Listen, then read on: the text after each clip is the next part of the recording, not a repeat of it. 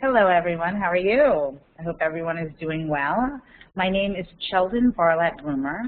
I am the CEO and president of IG Creative, located here on the East Coast here in Philadelphia. And thank you so much for taking the time to speak with me today.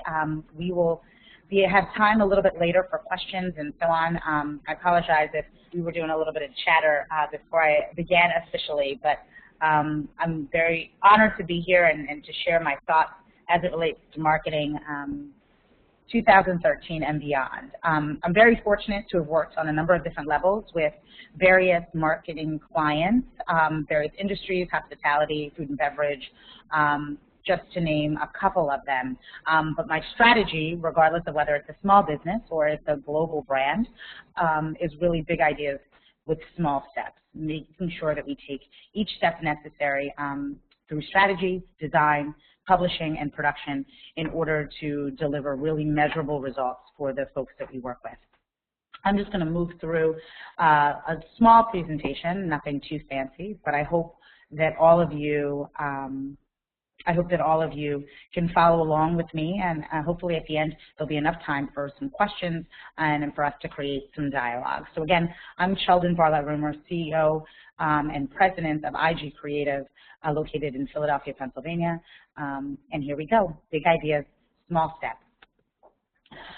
As it relates to my career and what it is that I've been able to do in my career, it's really about having a global strategy. I've worked with some of the most amazing global brands, as well as working boutiquely with a number of regional brands here and throughout the tri-state area of the East Coast. I consider myself a global marketing executive. Just came off a really amazing contract with Google, where I was charged with building a community within the states of Pennsylvania and New Jersey through one of their up-and-coming products. Again, through grassroots campaigns, developing tangible results, building community and developing community camaraderie through activities and engagement is really the strength. So I really pride myself again on grassroots campaigns, the execution of larger campaigns with a grassroots mentality. Those campaigns must and always create tangible results. And through those campaigns, we're really focused on building and developing community. And through those community activities, it's really about consumer engagement, which will in turn drive revenue. So please, again, keep these things in mind. These are my main focuses. Obviously, not the only things within the marketing industry that are of importance, but these are my concentrations and have really done well by making me successful in amongst the market. First up is strategy. And before you really can create a marketing campaign, you must identify your strategy. You must identify why and what it is that you're doing. Who is your audience? What are you offering? How much does it cost? Where can consumers find you? Very often, folks that have amazing products or services are the creators of those products and services, and in most cases, they're not marketers. A story I tend to tell my staff, or something I always seem to mention when I'm engaging in a new product, is really about that baker that really makes some amazing cookies. And for years, everyone in their community has been saying, you have to open a bakery, you have to open a bakery. Well, their skill set really remains within the art of bakery, the art of baking a cookie, not necessarily the art of selling cookies. And that's a really strategic difference between what it is that we do as marketers and then what the creator of a product and service is able to provide. Very seldom do the creators of those products and services have a clear understanding on how to communicate the benefits and features of that product and service, and even more importantly, how to sell it. So before and during the process of creation, it's really important that you identify who your audience is, what it is that you're offering them, how much it's going to cost, and how do we get that product and service directly to that consumer. Because again, those differentiating factors makes what you do a business versus a hobby. And so what we want to do is make sure that the clients that we work with and the people that we communicate with and guide are doing well within their business. So that's the strategy portion of what it is that we do, identifying those key elements, and there's more questions that you should ask yourself within the strategy portion of your marketing plan, but those are some key elements that you really need to sit down and be able to identify before you can move forward within your marketing plan. And then after you've created a strategy, what I like to call design, this is our design portion, which we think is the most fun, selfishly, and it's about using elements and creating opportunity by creating materials, creating tools, I like to call them, in order to share that strategy with the world or with your specific target market. Social media, we can all kind of talk about, and selfishly through, Google and Facebook and Twitter, we find a cost-effective way to communicate to our ideal target market. Through social media and creating proper, designed images that are shared online and through the social space allows for not only our campaigns to now become cost-effective, but also, even more importantly, for them to be truly measured. So we can talk about that in detail if you have any questions, but really utilizing all social media platforms, or as many as possible, but understanding the key importance between each of them. Google Plus is great for certain things, Facebook is great for certain things, Twitter is great for certain things, and so on and so forth. But really being able to identify which social medium works best for you and your business and or project is going to be really key as far as sharing your information, your features, and your benefits with your ideal target market through this cost-effective form of social media. Advertisements. Advertising isn't going away, just how we advertise is changing. So just identifying, what marketing or advertising tools will be necessary within your industry to be able to make things make sense and for you to communicate directly to your ideal target market or consumer. Printed materials, yes, we are still printing in 2013. People still enjoy a tangible piece. I live and function, the majority of my business is done online, but to receive things in a tangible way is now making larger impressions than the blogged down atmosphere that we find online.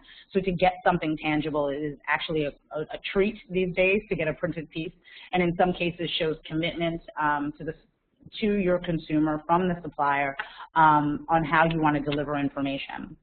With that being said, we're still sending email blasts and new email newsletters and online communication, and those are part of the design pieces in which we create in order to deliver our messages continuously. Back to the printed piece, again, good US Post, sending things via mail is also quite interesting. We just had a case study of, we send a lot of our invitations for our events virally, which is cost effective and works really well as far as instant RSVPs and so on. But we had a large-scale event to launch our newest project, and we actually sent out a mailed invitation, if you can imagine, and the response was overwhelming, completely overwhelming, because I believe that our market is really inundated with email and really inundated with online activities. So just please keep in mind that the occasional offline activity or offline engagement definitely goes a long way, when changing things up and allowing for people to take a minute, stop, and understand the commitment to whatever project that you have. So it's not necessarily always the answer, but for specific and special occasions, I do suggest good old US mail. The message. So now you've determined what those tools are. So what are you going to say on those tools? What's going to make the most sense? What is going to encourage that engagement, which we'll talk about in a very short period of time, but what is the offer? What are we asking them to do? How can the consumers reach you, and what is your cost? In some cases, people are scared to do just that. People are scared to tell people to call them. People are scared to tell people, this is how much I'm worth and this is how much the product is worth. I'm not necessarily saying put a price tag on a billboard, but I am saying cut to the chase. I think that the attention span of the consumers in which we're talking to is very short. So there better be, my last bullet, a call to action on everything in which you create. Let people know. Stop being shy. There's no time to play games as it relates to what you want your consumers or your audience to do, what you want them to partake in. It's time for you to ask and therefore receive what you want. So if you want someone to call you, tell them to call you. If you want them to buy the shirt, ask them to buy the shirt. It doesn't have to be this primitive and abstract advertisement anymore that we saw a lot in the 80s and the early 90s, where it was like these, what exactly is the ad about? What exactly are we selling? We don't have that kind of time with the consumers that are currently being inundated with so many messages. So I'm not saying be obnoxious, and I'm not saying be rude, but I am saying you should be straightforward with your consumer. You should be straightforward with your target market. And I've seen once we do that here at IG Creative, our consumers, our target market, and our event attendees appreciate it. They don't have time to kind of muddle through our abstract messaging. They appreciate if I want them to arrive at a certain time, that's the time that I want them to arrive. If I'm telling them the event is going to end at a certain time, I'm not allowing them to guess. I'm providing them with the necessary information so they can make intelligent decisions. And that's really important. Empowering your consumer, your target market, with the ability to move forward based on whatever suggestion you provide. So please, always, in your messaging, always add a call to action. Very often in messaging, in addition to the call to action, we peruse through collateral materials, printed materials, websites, a number of different projects for clients and people that we come across. And very often, there's no way for them to get in touch with you. You want to sell something. You want to get them engaged. You want them to reach out to you. But for whatever reason, there's no email address. There's no phone number. There's no web address. Why are you making people in which you want to engage within your community do a lot of work? Your goal as a marketer, as a supplier of a product and service is to ideally make the lives of your consumers and your target market a little bit easier. So don't make them do homework in order to engage with you. Make sure that they have an easy point of entry into your life and into your product or service. So please, for heaven's sakes, put an email address on your marketing material, a phone number on your marketing material, a website. In a lot of cases, you don't necessarily get the second time to kind of engage them. So make sure that that call to action is there, and make sure that there's a clear line in order to get in touch with you or in touch with your representation. So I hope everyone understands that as well. So that's your message. In the age of being able to self-publish, I suggest everyone get involved. Believe me, I self-publish more than enough. We manage about seven blogs out of our office here, and we also produce a television show. So we create content on a regular basis. But you, as a business owner, have the ability to do so as well. You have the ability through social media, through blogs, through ebooks, really have the ability to tell your own story, which is empowering. As a former publicist, I was pitching aggressively for other people to tell our story for the various clients that which I represent or I was representing. Now, in the climate that we have of social media and inexpensive blogs and easily published ebooks, I can tell my own story and people will begin to respond to that. So empower yourself to be able to tell people exactly who you are and exactly what services as well as features and benefits you provide. And then let people, based on what you're able to share, draw their own conclusions and be able to continue to go from there. Contribute is my last piece. There are a number of like-minded industry that is out there that you can get involved in. People that are sharing the same target market tend to work nicely together. So find them and contribute and share your stories and your information. Participate within other blogs and other social media outlets that, again, share your same target market and allow for you to reach their market and increase your visibility in that way. But all of that can be controlled through you. All of that can be controlled through publishing. So become your own author. Set up your social media sites. Make sure to tell your stories continuously and consistently. Set up a blog. Don't allow for it to be overwhelming to you, which they tend to be. Keep it simple. Start yourself in a way that, start blogging in a way that you can manage. If you say it's once a week that you're going to, create a blog post, then just do it once a week. Don't necessarily start by saying, I'm going to blog every single day, knowing that you're self-employed or knowing that you run multiple accounts, and that won't be a successful way to go about it. I like to win in life. I win about 75% of the time, but when I win, I win pretty big. So I like to set myself up for success. I don't like to overpromise even to myself and under-deliver. So I do like to create an environment where I can be successful. So saying that I'm going to do 5 blog posts a week when I know that I rarely have enough time to see my husband, truthfully, is kind of unrealistic. So I set goals that make sense for me. So once a week makes some sense, so I suggest you do the same. ebooks tend to be longer projects, but not as long as fully published hardback or paperback books. But those are goals and things that you can create and tell your own story very cost effectively. So I suggest you do so. Publishing also allows for you to become an expert within your field or industry. The more you talk, the more you communicate about the industry in which you're in, the more people are connected to you and that message, and the more your message is justified amongst your industry and market. No need to rant, no need to go on long tangents. Again, the target market that we're talking to now and the social climate doesn't allow for long, drawn-out explanations. But if you can share with your target market and with the industry continuously, you'll begin to see your market begin to grow and followers, friends, and fans begin to accumulate. So that's publishing, allowing yourself to be published, allowing yourself to really take the bull by the horns and create your own message, as opposed to waiting for media to justify your existence or for them, to say, hey, you've made it. You can literally tell that story yourself. We are personally a success story in that regard. We produce our own blogs here. We produce our own television show here.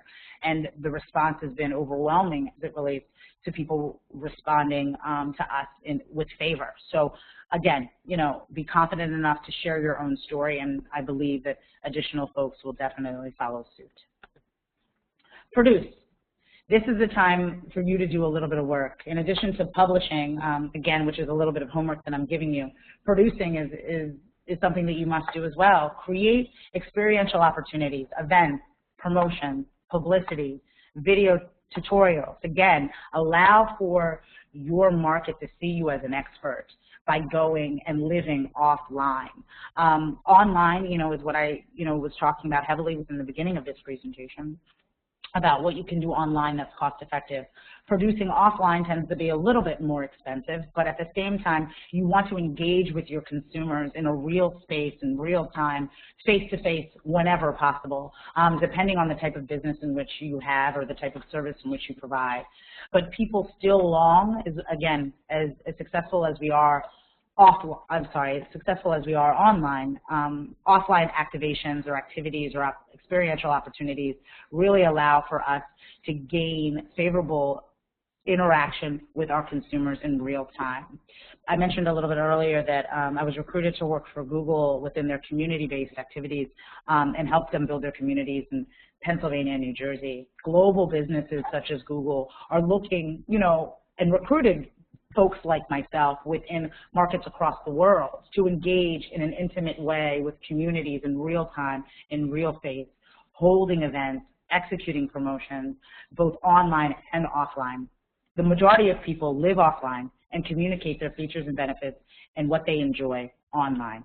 That offline experience truly drives the content that lives online. So that marriage between the two is where we find that our clients, as well as the people that we engage with and work with, are extremely successful. You create an event, your brand comes to life. The collateral that you've created, the design that you've executed, the advertising, all of the materials and the tools that you've created can live within an event space, can live within a promotion space. If you're able to create publicity-driven events, again, you're not waiting. You're no longer waiting for media to find you to be, valid to write an article or cover you within a media segment. You're creating those publicity-driven activities yourself. So it's really changed the climate of, where the subject now has a little bit more control over this situation. For the publicists out there, that may or may not be a good thing, but the subject has a little bit more control over the situation that they had in the past. We were really waiting as publicists, or waiting as subjects, for the media to call upon us to find us worthy or validated, to say, oh, hey, your cookie sounds amazing, let me do a piece. Wow, your hotel has a really beautiful room, let me come in and do a segment. Now we can create publicity-driven opportunities that we create media around internally, that we create video around internally, and then share that information. There is some conflict as it relates to that. If you're doing all of the work, why should other people engage? So you want to be sensitive as you're creating these publicity-driven opportunities, and do so in a way that will lead to more opportunities in the future.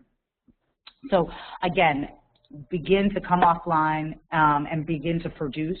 We are producing some promotions online as well, some contests. I suggest you speak to your legal departments if you're ever going to do a contest of any kind, on or offline.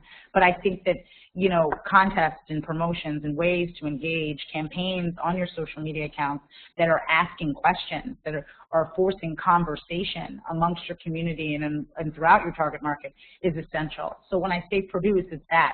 Take some action and create something. Create a way for your consumers and your target market members to engage not only with your brand or your service, but with each other. That viral communication and that execution of those events, activities, and experiential opportunities will create a community in and of itself.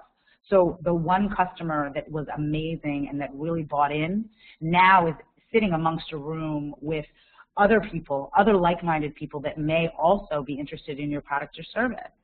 You know, they become your third-party endorser. They become your ambassadors, which again, that testimonial from an actual user that you can literally grab from these types of events, and we'll talk about that too. Those testimonials will go far beyond, you know, any kind of still advertising that you could possibly purchase. So producing these types of events, promotions, activities really assist you in doing that. So that's produce. Please, if you do anything, produce something, create something. So based on that production, it's really about the engagement. So now you've gotten all these people in a room, you've decided to do this contest, you've decided to, you know, attend a trade show, you decided to go, you know, to do a series of different offline activities or participate in, you know, a promotion or, you know, go to a street fair. So what are you going to do? At that point, you've already taken that first step to be part of a production. You've already published and shared your information. Now what are you going to do? Now you're going to engage, which is one of the most important pieces. Again, you can be at a trade show and stand there. As you can tell from me talking, I'm not very shy, so that was never an issue for me. But you can go to an event and participate in a number of different promotions, but what you do when you're in that activation or activity is the most important. That's that engagement. When you're there, are you collecting data? Are you collecting emails? Are you collecting you know, contact information, whether it's through a contest, again, that's approved by legal, or it's or are you just signing people up for your email newsletter on a regular basis? What are you doing? How are you engaging with your consumers? What are they giving you in exchange for the conversation that you're having? Also, how are you documenting it? How are you documenting this event or activity? A photo will last you literally in this day and age forever. So take a picture. Make sure that you're documenting where you are and the people, again, provided you have permission to use their image, but documenting the people that are visiting you within that booth, that activity. Make sure that you're sharing your efforts with your community, the community that may not have an opportunity to be or attend that particular event or activation. You want to share that activity with as many people as possible. The only way to do that is to document it. So many people engage in these amazing events and there's no one taking the picture, nor do they collect an email. How are you supposed to thank people for attending? How are you supposed to share how wonderful the event was if there's no documentation of that and you're not collecting anything? So now you've collected, now you've documented. Now please, somebody, post something. Post that picture, post, you know, a thank you to so-and-so for stopping by. Make sure that that engagement is happening post-production, post-publishing. Make sure that you're really continuously engaging with your community, and these are ways in order for that to happen. You'll find that your community will love it. Everybody is self-indulgent to an extent, so seeing their face always makes them happy. Tagging them within social media is always another way to get some proper attention. Thanking them for really being you know, part of your brand and part of its growth is always an amazing way. Attending. So please attend, get involved. Not only do people need to come to you and to events in which you create or activations in which you produce, but make sure you're active and you're attending multiple things within like-minded industry. Make sure you're out there. And how do you do that when you're spending so much time baking cookies or spending so much time perfecting that widget? You need to find that time because that, or assign someone within your community or assign someone within your organization in order to do that, because that's where the business really happens. I would love to say that the majority of my clients come from cold calls or presentations that are made off of decks similar to this, and that's not the case. The majority of my business is generated through the relationships that I have and the engagement that I continuously do. So it has to be part of your plan and your strategy to make sure that you're within the market and within the industry and active within that industry and market in order to continue to build. And then re-engage. I know, more homework. So I already collected the email. All right, what do I do with it? And so often also in clients, we have these clients with literally boxes of email addresses that they've collected. Well, Sheldon, I collected the email. That's great. That's awesome. Now you have a box full of email addresses and you haven't communicated with these people. They obviously opted into your experience. They said, yes, please, Basic 4 Cafe, please email me. Here's my personal information. And the least you can do is activate based on that request. The least you can do is email them back, not 3 months later, not 2 weeks later, but within an appropriate time, within a week later, say thank you so much. It was great seeing you at the local event. Thanks so much for coming out to my cocktail party, and engage. It's not enough to just collect. It's not enough to take the picture. If they just solely live on your camera and they don't live anywhere else, you didn't do your brand or yourself any justice. So make sure that that post is there. And make sure, again, that you're active within your community and you're attending and doing some amazing things, because you'll learn. You'll learn what your competition's up to. You'll learn what other organizations that are out there that can support you. Again, the majority of my business and the majority of my success comes from relationships. It doesn't come from cold calling. You know, I tend to, one philosophy I live by, I completely live by, is my tell, not sell philosophy.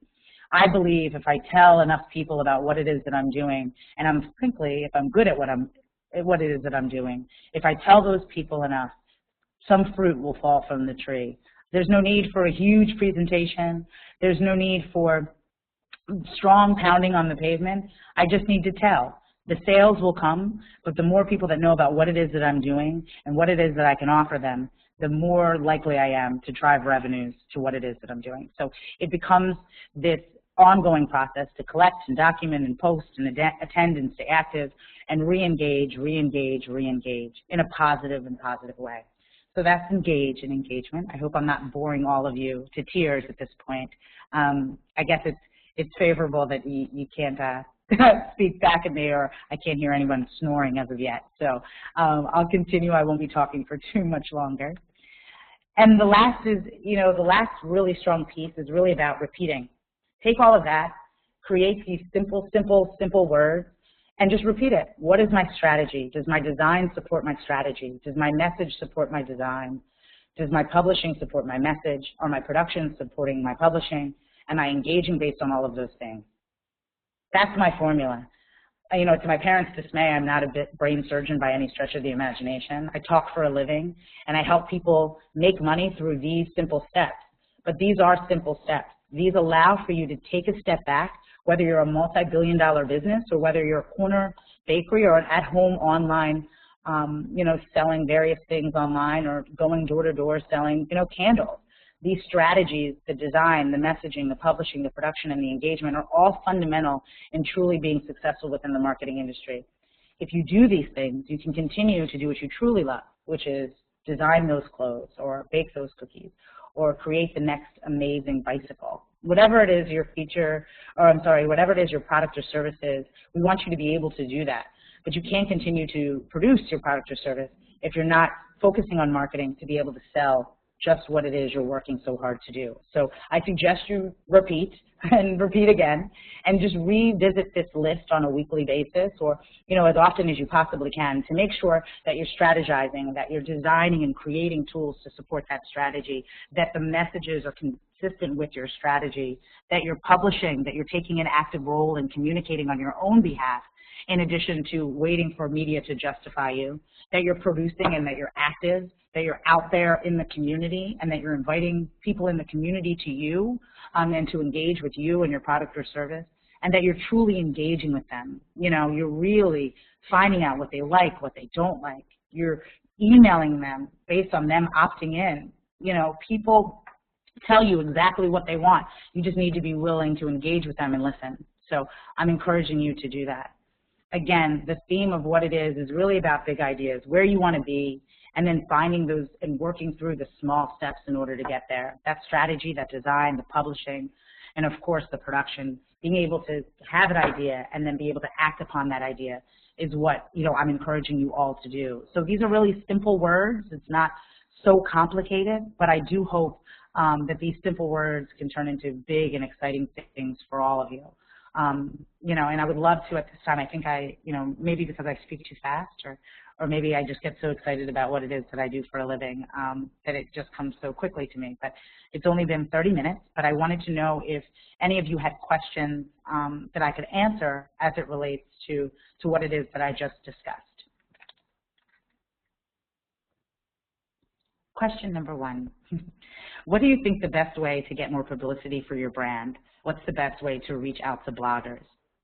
So for me, I think that energy begets energy. So what I suggest you do, and what I suggest happens, is that you really find the bloggers that make sense and speak directly into your industry, and you find out what they're writing about. They're obviously, every blogger is an independent soul, you know. So for the most part, we do have a series of bloggers that work for our blogs here, but all of our bloggers are independent souls, and they've gotten into blogging because they're passionate about one thing or the other.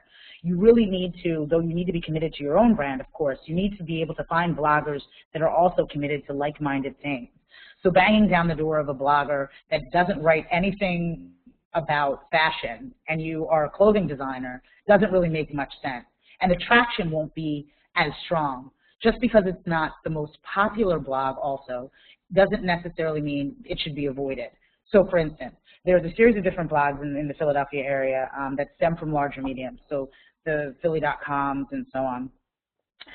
If you approach those particular people with your brand, you might get lost in the shuffle, not to say that they won't get back to you, but I suggest going into smaller, even though I do deal with big brands and big media, I always suggest working from the bottom up, and this is why. Specific industry-driven blogs are really focused on that, and they're focused on their community. When you're working with larger brands, the bounce back, the return on investment isn't always as high. Prime example, when I work with, and I'm going to get to my point, believe me, when I work with large-scale influencers, prime example, we were going after influencers in order to promote a certain project.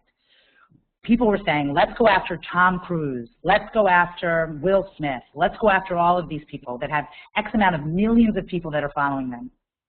I said, let's go after the guy that has 1,000 people following them. Why? Because every time 1,000 people, every time that gentleman posted anything, the bounce back was about 50%. Every time, and the reaction was real. They were real people. We could touch them and feel them in our community. So as opposed to going after a large-scale brand that you're just a minuscule part of their overall strategy. Always want to be a big fish in a small pond. Always, always, always, always. So if you're going after bloggers, find the one that is specific to your industry. They don't necessarily have to have millions of people within their community, but you want them to have people within the community that will make a sudden action based on what it is that they're saying. And then don't be afraid to just reach out to them kindly and personally. Anyone in the world that lives in the blogosphere and the press sphere can smell a blind CC. Anyone, you can smell it. When you're blind CC'd on some email blast, some press release that goes out, we can tell right away, and it's a dangerous game to play. So if you really want to form an intimate relationship, you have to have intimate dialogue. So you have to say, dear John, dear Michelle, dear Sheldon, and again, you know, if you know me, you know, you spell my name correctly, and that works out well too. But people can tell. So an intimate, to answer your question, reach out to them specifically. If they don't respond to you, find out what community activities and events that they've aligned themselves with, and get involved and attend. You'll run into them, just, you know, off the chance. You might run into them, you know, in a networking in a networking environment. But that's what you need to do. You need to directly ask the question, be forward. I really have this amazing thing going on. I'd really love for you to cover us. Can we set up to have a cup of coffee? Be direct. That's what I suggest as it relates. And be organized. Make sure that the press release, there's millions of places where you can find on how to write a press release if you don't have a publicist of your own. And really take those skills that you find online, that you Google, and write a really cohesive press release, ideally one page, be really organized, and reach out to them directly. Find out who writes about them, address them by name, and then if you don't see response, find out what community activities that they're in or what large-scale activities that they're in, and attend. If you're looking for global bloggers and you're not necessarily in a local, it's not a local or regional scenario, make sure that you're actually following the blog. See what trends that they're writing about. Make sure that you're following and making sure that you know what they're interested in. It might not even be a blog for you. In an initial glance, you might say, okay, yeah, this is someplace where I want to be, but they might not even be covering what it is that makes up your business or what makes your business or initiative special. So I hope I answered your question, and I'm available, and I know that they'll share all my contact information with everyone if you have follow-up questions as well. But be direct and really go to the source. I think another question, if you have an idea, how does any of this relate to B2B businesses? Well, I mean, this is primary B2B business. I'm a B2B business, obviously, and so this, for me, is the same. It's absolutely the same thing. You really need to create that strategy. For me, I go after, brands. Brands is what I work with. I work with brands, and I go after them, and I ask them, and I find out what exactly they need.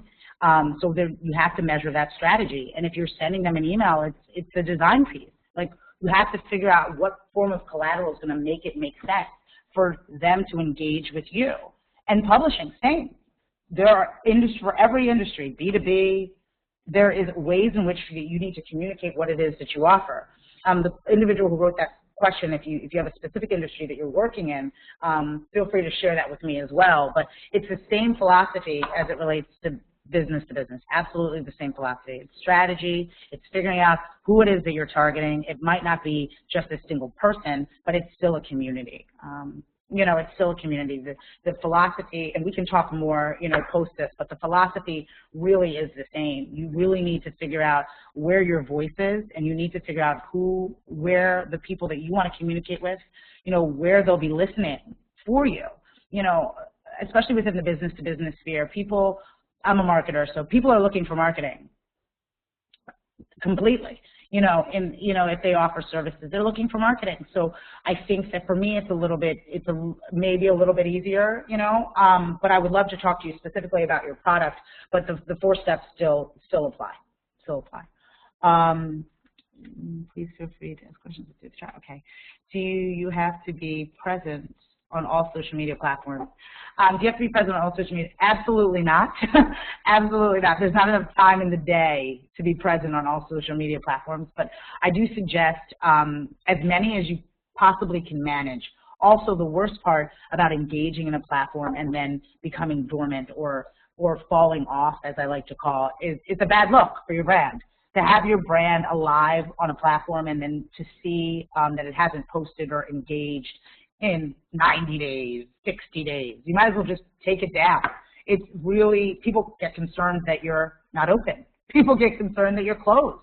So I'd rather you do what you can manage than to do everything and do it poorly. So if you're only on Facebook and you want to function at your fan page and do really well, and then we scale up and we build our Twitter, and then we build, for certain things, we're doing some business on Instagram in some creative ways. Some business on Pinterest in some creative ways. But I have a full staff to be able to manage that. If it's just you, I suggest you do what you can manage, and you really focus on building your social media platform based on what you can manage. So the answer is no. Don't be on everything just to be on everything. Be on the things in which you can manage and the things that you can be successful at. Let's see. What should your budget be for social media? Promoted tweets, Facebook ads, etc. Do you even need to spend money on social media marketing? Unless I spend money on social media marketing as it relates to the labor, because social media is labor intensive. So I'd rather spend the dollars on somebody to be able to manage social media than to be able to promote through the respective channels and pay them directly. I know, my social media boys would be very mad at me as it relates to this, so I apologize now if anybody hears this. But for me, it's really about labor. It's about training really great people to be able to know what to say and how to say it. It's to have somebody really give a sense of really care to it, focus on what people are saying, create campaigns, wake up every morning and ask questions of your community, encourage engagement, get people to tag each other and find each other. And that's what it is. It's labor. And you can throw money at that, but I would throw money at the labor, always. I mean, for me, it's always investing in people and versus waiting for things to happen in cyberspace by itself. Because again, you're not really controlling that. There's no really way to kind of measure that. I'm not saying not do any paid advertising, but for me, the success has really been investing in my team or investing in a particular individual to spearhead it. Because you want it to live. You want there to be thinking behind it. You want somebody to be able to see a campaign and be able to take action. That doesn't happen if you throw a little bit of money at it and see how it organically works. In some cases that works out nicely, but if you are going to invest, I would invest in labor. I'd find a person that can manage your program. Would it be the same basic concepts when dealing with marketing your brand to sponsors, not just clients? Good call. We work a lot with events and sponsorship, a lot. And the climate of events and sponsorship, or just sponsorship for advertisers, whether it be a publication or a blog, has changed. I remember, I tend to go to the Super Bowl and these kind of silly events, and I'm heading out to the Grammys this weekend in LA to do a series of different events out there as well. And back in the day when I first started my career, I won't tell you when, but when I first started my career, we were receiving as an agency, you know, $250,000 to throw an event with a very popular brand at the Super Bowl and transform this barn into a casino and all of these elaborate things. And very quickly, you know, based on the economy and the climate, things have changed. People don't spend money the same way anymore. Branding is just not enough. Putting someone's logo on something and saying that there's value to that, even for the global brand, is not enough. I find that there needs to be more meat on the bone, and for it to make sense for clients and sponsors, the strategy still needs to be the same. What do they want? What are you going to give them in return? You're asking them for $50,000, $1,000, $250, $1, whatever you're asking anyone for, what are they going to get in return? And make sure that you're able to justify that and make sure that they're able to receive that. Be prepared for that, because the days of them writing a check just to have their name on a banner or just to have their name on a tent has long gone. They want to make sure that they're part of that engagement. They're engaging with you for that X amount of dollars in order to be part of your community, to be part of your audience. So layer up that sponsorship proposal. What are they going to get? Are they going to get a connection to your email database? But make sure, of course, that the attendees at the event know that you're sharing that information. But make sure, are they going to be able to have presence at the event? Are they going to be able to sample at an event? Are they going to be able to run a contest within your publication? Are they going to be able to run, you know, give away T-shirts or a gift bag? What are the tangible things that they'll be able to receive based on engaging with you? And what type of benefit, post-event engagement, advertisement, whatever it is, will they receive by giving you dollars? And just sharing their brand, don't get me wrong, there's value to that, believe me, there is. But nowadays in sponsorships and brand acquisition and brand communication and integration, there needs to be much more. And so the philosophy, again, this is what I live by, the strategy, it's figuring it out. And what kind of designed materials can we give them in order to support their contribution to us, and where can we publish them or share that they're now our partner in order to justify the engagement, and what are we producing in order to justify their sponsorship. It's the same philosophy every single time, at least for me it is. And if there's specific questions or specific examples that you want me to kind of walk through with you, I have no problems in doing that. And it tends to get a little different for each case, but if you nail it down to those 4 principles, and then obviously within those 4 principles, you're really concentrating on your message and what you're saying to these people. What are you saying to the sponsor? What are you saying to the business-to-business organization? What are you saying to the potential client or consumer? The message is so, so important as well. So I hope I answered that question. How should you reach out to sponsors? Oh, my sponsors. How do you approach large companies such as Google with a sponsorship proposal? That's awesome. Well, I think it depends on what it is. If you're a global brand and you're reaching out to global brands, in a lot of cases there's agencies that represent them that handle their sponsorship and that also handle how and when they spend their money. If you are a local brand and you want a piece of that local pie within a global, from a global entity such as a Google or local Coca-Cola or local McDonald's. In most cases, the majority of these global brands have local representation, so which allows for them to dig deep into each of their markets. So I would look, depending on what your product is, if you're a local product, if you're in Washington and you need to find out who represents your brands within that area. If you are a global product, it's really about a roadshow, which we're familiar with doing, going to the major advertising agencies and sponsorship suppliers and saying, this is what we have going on for the year, this is what our programming is. But you need to make sure that you're ready for that, because you want them to pick up that call. You want to make sure that you're prepared, that you'll be able to have that return on investment for them prepared and ready to go. You'll be able to have those tangible resources to be able to share with them. If you're going to ask somebody for $75,000 in this climate for a sponsorship, or if you're going to ask, in my opinion, if you're going to ask somebody for $1, you better make sure that you're prepared to give them something in return for that $1. So as it relates to reaching out to sponsors, I think for me on a regional level, it's finding out who represents them regionally. It's understanding what their goals and objectives are. For example, liquor and beverage, if you're a collegiate brand, I wouldn't go towards liquor.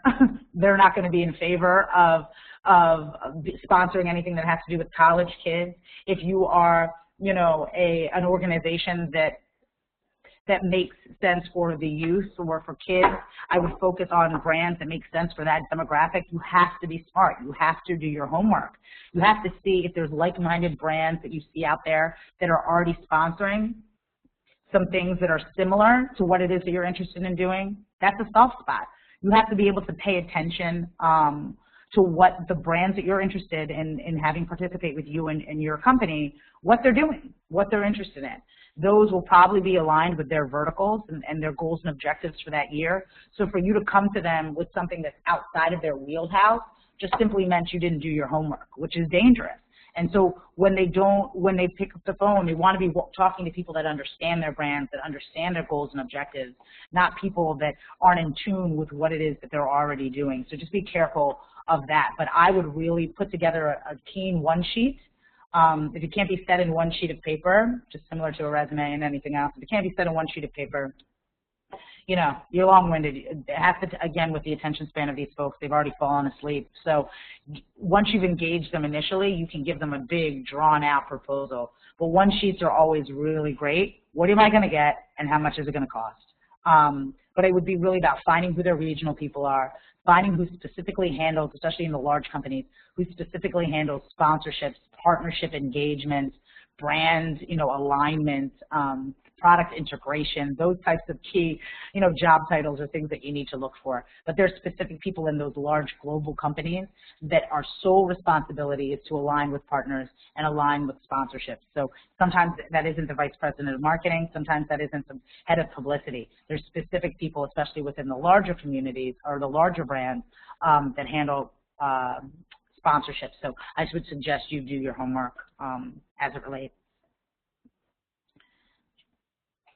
What type of events would you recommend creating for a small PR company?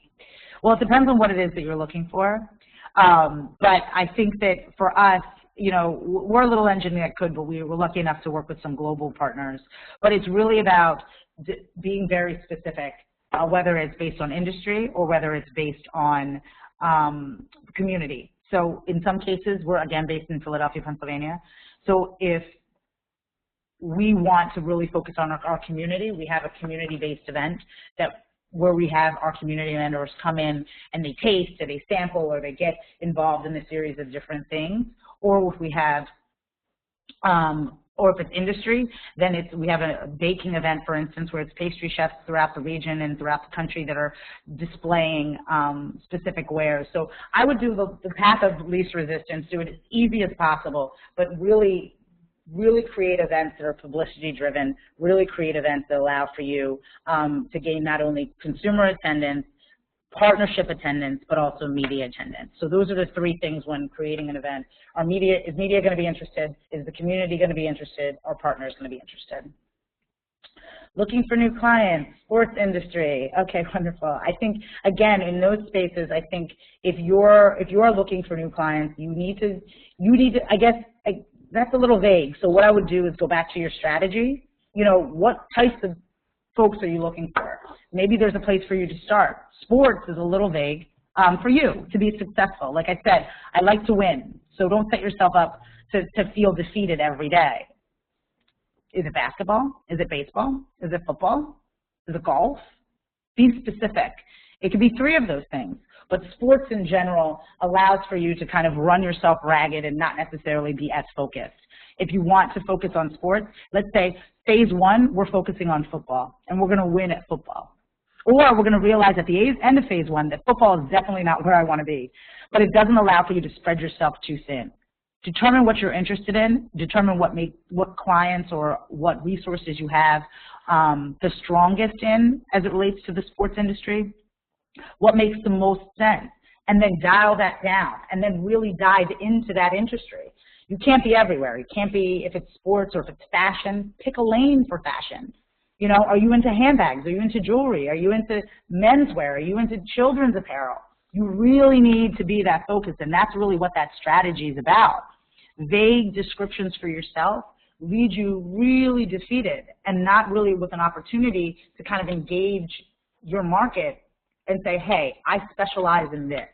You don't want to knock yourself out, but once your fundamentals are strong in football, you can easily duplicate them in baseball, and you can easily duplicate them in basketball. But I would suggest for new clients, picking a lane.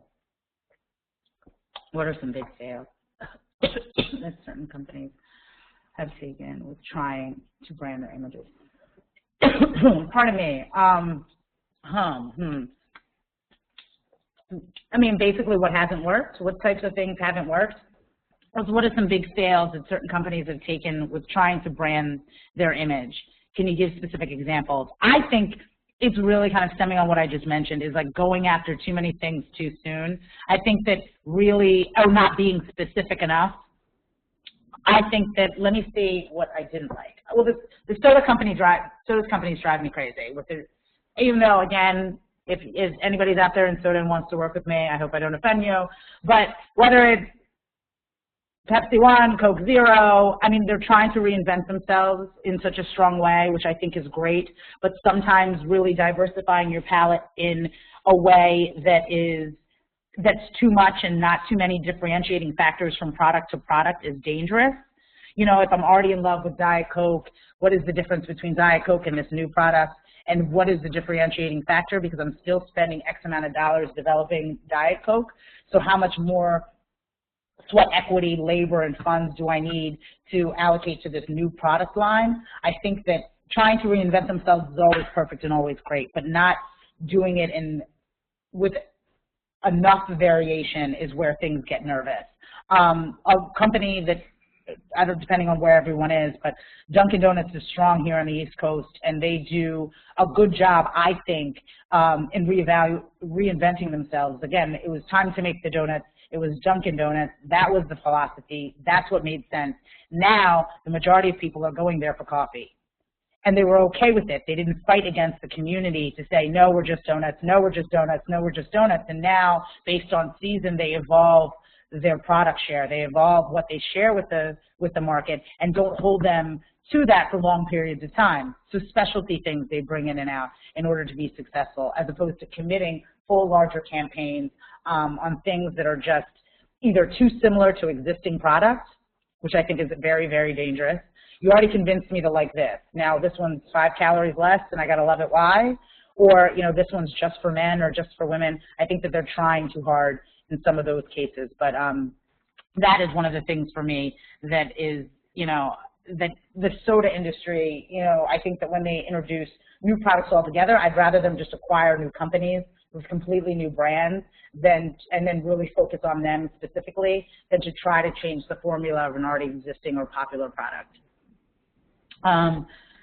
Let's see, if you have the capability to focus on multiple topics, is it smart to focus on a broad spectrum to continue your brand awareness and image, or focus on one thing at a time? Again, I think it's really about winning. I think it's about winning. I think that it's about winning. I think that if you're able to, if you have multiple products under one umbrella. So for us, we are publishers. So we have multiple publishing blogs. So we have a lot of them under one umbrella. So I can amortize my resources amongst all of those brands. So I have like-minded things. So if I sell shoes, I can sell multicolored shoes and have different specific marketing campaigns for each line of shoes. But if they're completely different, if I'm literally baking and now I have a candle company and now I sell cars and now I do all, it's very distracting and I don't share like-minded audiences, and that becomes really dangerous as it relates to just time allocation and being successful for your product. So if you're enhancing your already existing business that you're being successful in, great. But if you're creating new avenues for yourself that have nothing to do with your existing business, that's when it becomes dangerous. So if you're, for us, prime example, we'll share, we're a lifestyle branded company. So we talk about fashion, we talk about beauty, we talk about entertainment, but we speak to very much the same audience as it relates to all of those things. So if that's the case, that feels really comfortable to me. But if you're producing automobiles, making candles, and selling cookies, I find that to be a little hard to manage, and again, in a situation where you won't be successful. So I would really focus on one channel, one vertical, and perfect that vertical before moving on to other opportunities. And I hope that answers that question too. This was a lot of fun. Very, very exciting. I think we have about 4 minutes left, so I don't know if anyone has any other questions for me, but I believe that they're going to be sharing all of my information with you, so you can friend, follow, tag, me on anything. I'm at Sheldon Barlat on Twitter. You can find me on Facebook as well. If you need anything from me, my email, again, appears on the screen. You can contact me directly. I'm more than happy to talk through any of your products or any of your projects, and would be honored to continue a relationship with you post-webinar.